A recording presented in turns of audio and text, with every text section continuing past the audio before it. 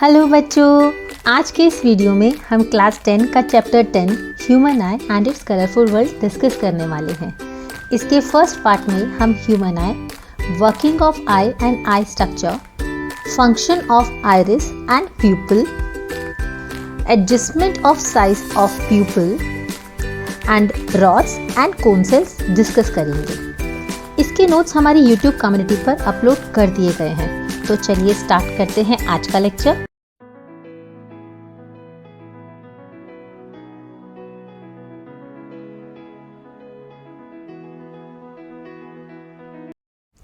हमारे पांचों sense organs में से ह्यूमन आई ही एक ऐसा सेंस ऑर्गन है जो हमें इस कलरफुल वर्ल्ड को देखने में हेल्प करता है।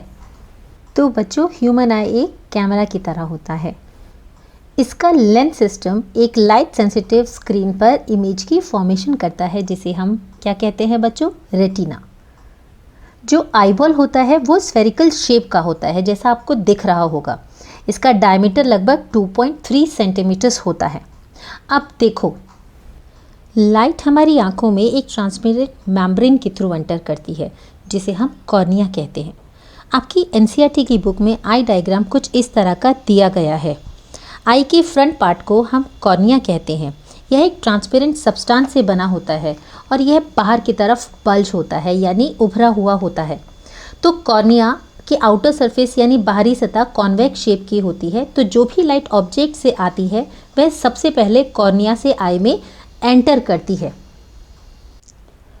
तो बच्चों, जैसा कि अभी आपको बताया, हमारी आई स्फेरिकल शेप की होती है और जो आउटर सरफेस होता है वह कॉन्वेक्स शेप का होता है और एक ट्रांसपेरेंट सब्सटेंस से बना होता है, जिसे हम कोलेजन फाइब्रिल्स कहते हैं। अब देखो, कॉर्निया के पीछे एक मस्कुलर डायफ्राम होता है, जिसे हम आइरिस कहते हैं, और इसी में एक ओपनिंग होती है, जिसे हम प्यूपिल कहते हैं। आइस में कितने अमाउंट में लाइट जाएगी जिससे कि आइस को कुछ डैमेज ना हो, उसे प्यूपिल कंट्रोल करता है और प्यूपिल को आइरिस कंट्रोल करता है। देखो बच्चों, ये रहा आई का स्ट्रक्चर। आइस का ब्राउन कलर तो आपको दिख ही रहा होगा, तो वह आइरिस होता है, और उसके अंदर जो ब्लैक कलर का होल नज़र आ रहा है वह प्यूपिल है। अब जैसा कि हमने देखा, जो ट्रांसपेरेंट मेम्ब्रेन होती है बच्चों, जिसे हम कॉर्निया कहते हैं, उसके पीछे एक मस्कुलर डायफ्राम होता है, इसे हम आइरिस कहते हैं। उसमें एक ओपनिंग होती है जो प्यूपिल कहलाता है। प्यूपिल अमाउंट ऑफ लाइट को कंट्रोल करता है। यह आई लेंस रेटिना पर इमेज को फोकस करने में हेल्प करता है। अब ज़रा ध्यान से देखो, आई लेंस एक कॉन्वेक्स लेंस होता है जो ट्रांसपेरेंट, सॉफ्ट और फ्लेक्सिबल मटेरियल जैसे कि जेली प्रोटीन लाइक सब्सटेंस से बना होता है। तो फ्लेक्सिबिलिटी की वजह से रेटिना के ऊपर लाइट को फोकस करने के लिए आई लेंस अपनी शेप चेंज कर सकता है। आई लेंस अपनी जगह पर सस्पेंसरी लिगामेंट की वजह से रहता है। इसका एक एंड सस्पेंसरी लिगामेंट के द्वारा आई लेंस के साथ अटैच रहता है और वहीं इसका दूसरा एंड सिलियरी मसल के साथ अटैच होता है। तो ये हमारी सिलियरी मसल है। आपकी एनसीईआरटी की बुक में कुछ इस तरह का डायग्राम दिया गया है ना बच्चों? अब हमारी आइज़ की जिस स्क्रीन पर इमेज की फॉर्मेशन होती है उसे रेटिना कहते हैं।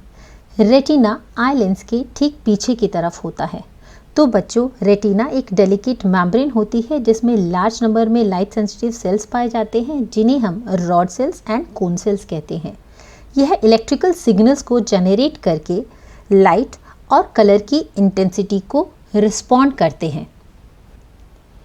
तो बच्चों, ध्यान से सुनना, ऑप्टिक नर्व और रेटिना के जंक्शन पर कोई भी लाइट सेंसिटिव सेल यानी कि कोई भी रॉड या कोन सेल प्रेजेंट नहीं होते हैं, जिसकी वजह से उस जगह पर विजन पॉसिबल नहीं हो पाता है।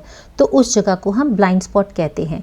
इसीलिए ब्लाइंड स्पॉट वह स्मॉल एरिया होता है जहाँ पर रेटिना लाइट के लिए इनसेंसिटिव होता है और यहाँ पर ऑप्टिक नर्व आई को लीव कर देती है। अब देखो, कॉर्निया और आई लेंस वाटरी लिक्विड से फिल्ड होता है, जिसे हम एक्वस ह्यूमर कहते हैं। और बच्चों, आई लेंस और रेटिना के बीच में जो स्पेस होता है वह ट्रांसपेरेंट जेली लाइक सब्सटेंस से फिल्ड होता है, यानी भरा हुआ होता है। उसे हम विट्रियस ह्यूमर कहते हैं। तो यह आई को बैक से सपोर्ट करता है। आइज़ के फ्रंट में आईलिड होती है जो कैमरा के शटर की तरह वर्क करती है। जब आईलिड खोलते हैं तो लाइट एंटर करती है और जब आईलिड बंद करते हैं तो लाइट एंटर नहीं कर पाती, जिसकी वजह से हमें कुछ भी दिखाई नहीं देता। अब ध्यान से सुनो, जो भी ऑब्जेक्ट हमारे सामने रखा होता है वहाँ से लाइट रेज हमारे कॉर्निया से आइज़ में एंटर करती है और प्यूपल को पास करते हुए आई लेंस के ऊपर गिरती है। आई लेंस एक कॉन्वेक्स लेंस होता है जो लाइट रेज को कन्वर्ज यानी सभी लाइट रेज को इकट्ठा करता है और रियल एंड इन्वर्टेड इमेज की रेटिना के ऊपर फॉर्मेशन करता है। अब रेटिना के ऊपर जो भी इमेज की फॉर्मेशन होती है उसे ऑप्टिक नर्व ब्रेन के पास पहुंचाती है और विजन के सेंसेशन को बढ़ाती है। एक्चुअली रेटिना के पास बहुत सारे लाइट सेंसिटिव सेल्स होते हैं। तो बच्चों, जब रेटिना के ऊपर इमेज की फॉर्मेशन होती है तो लाइट सेंसिटिव सेल्स एक्टिव होते हैं और वो इलेक्ट्रिकल सिग्नल्स को जनरेट करते हैं। अब रेटिना इन सिग्नल्स को ऑप्टिक नर्व के द्वारा ब्रेन के पास पहुंचाता है और विजन के सेंसेशन को बढ़ाता है। अब रेटिना के ऊपर इन्वर्टेड यानी कि उल्टी इमेज की फॉर्मेशन होती है, तो यहाँ हमारा ब्रेन उस इमेज को इंटरप्रेट करता है और इमेज हमें सीधी दिखाई देती है। आइज़ में जो भी लाइट जाती है उसके अमाउंट को आइरिस कंट्रोल करता है। कितनी इंटेंसिटी में आइज़ लाइट को रिसीव कर रही है उसके अकॉर्डिंग आइरिस प्यूपल के साइज़ को ऑटोमेटिकली एडजस्ट करता है। जैसे दिन में अगर लार्ज अमाउंट में लाइट आइज़ में एंटर करती है तो आइरिस प्यूपल को कॉन्ट्रैक्ट कर देता है यानी छोटा कर देता है, जिससे अमाउंट ऑफ लाइट रिड्यूस हो जाता है और कम अमाउंट में लाइट आइज़ में एंटर करती है। और जैसे हम डार्क रूम में जाते हैं आइरिस प्यूपल को एक्सपेंड कर देता है यानी फैला देता है, जिससे ज़्यादा अमाउंट में लाइट आइज़ में एंटर कर सके। तो इस तरह प्यूपल एक्सपेंड और कॉन्ट्रैक्ट होता है। अब देखो बच्चों, जब हम ब्राइट लाइट से डार्क सिनेमा हॉल में एंटर करते हैं तो सबसे पहले हमें अपने सराउंडिंग में कुछ भी क्लियरली नहीं दिख रहा होता और धीरे धीरे हमारा विजन इम्प्रूव होने लगता है। हमें हमारे आसपास बैठे लोग दिखने लगते हैं। ऐसा इसलिए होता है क्योंकि जब हम ब्राइट लाइट में होते हैं तो हमारे प्यूपल का साइज स्मॉल होता है और जैसे ही हम डार्क एंड सिनेमा हॉल में एंटर करते हैं हमारी आँखों में बहुत कम अमाउंट में लाइट एंटर करती है, जिसकी वजह से हमें क्लियरली नहीं दिखता।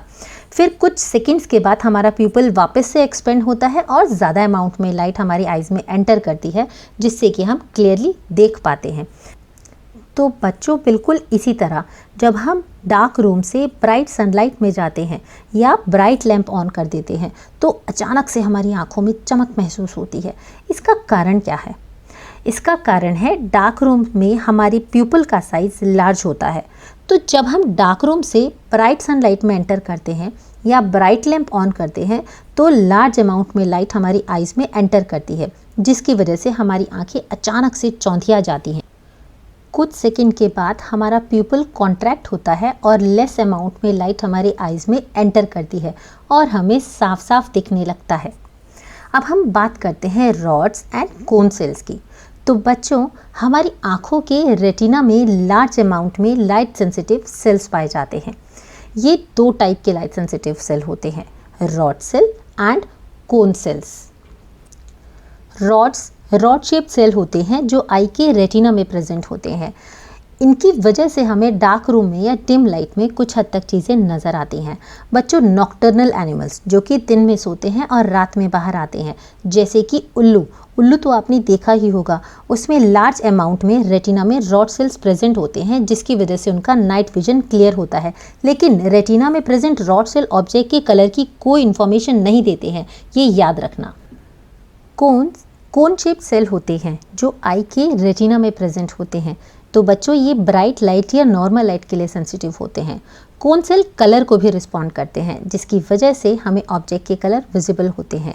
लेकिन वही बात अगर रात की आई तो भाई रात के समय अंधेरे में रोड पर चलती हुई कार हो या किसी भी ऑब्जेक्ट का कलर हमें पहचानना मुश्किल होता है।